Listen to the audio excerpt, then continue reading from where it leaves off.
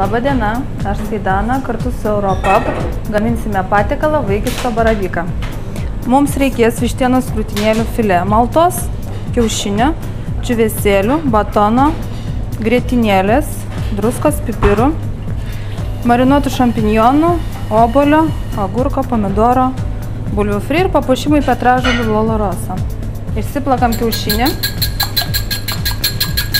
batoną užmerkiam grietinėlę, mirkom šiek tiek, maltą vištienos krūtinėlės filė dedam,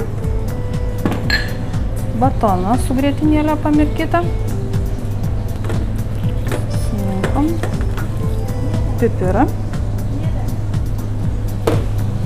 druskytės, gerai viską išminkom,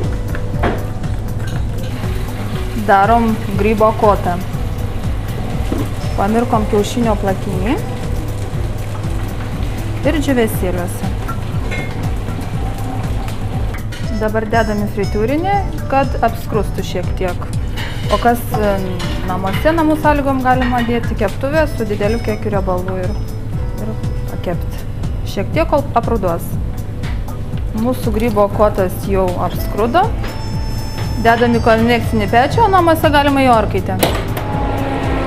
Ir kepam 10 minučių 180 laipsnių temperatūrai. Kol kepa grybo kotas, galima mes obuolį dabar pasiruošti kepimui, susipjauti. Dėsim jį kepti fritiūrinę. Namuose irgi taip pat galima keptuvėje kepti. Orkaitį galima. Galim pasiruošti garniruoti lėkštę. Agurką dedam, pomidorą, marinuotų šampinjonų dėliojam,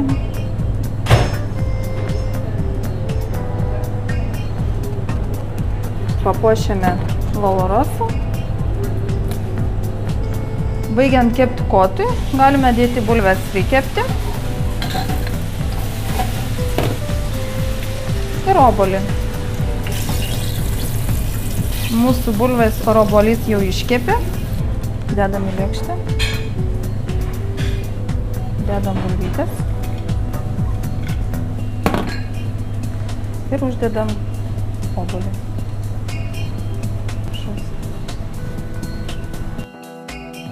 Skanaus su Europub. Primename, gaminant vaikišką grybą jums reikės maltos vištienos krūtinėlės, džiūvėsėlių, batono, grietinėlės, obuolio, druskos, pipirų. Garnyrų jums reikės marinuotų šampinjonų, salotų, pomidorų, agurkų, bulvyčių fri, petražolės.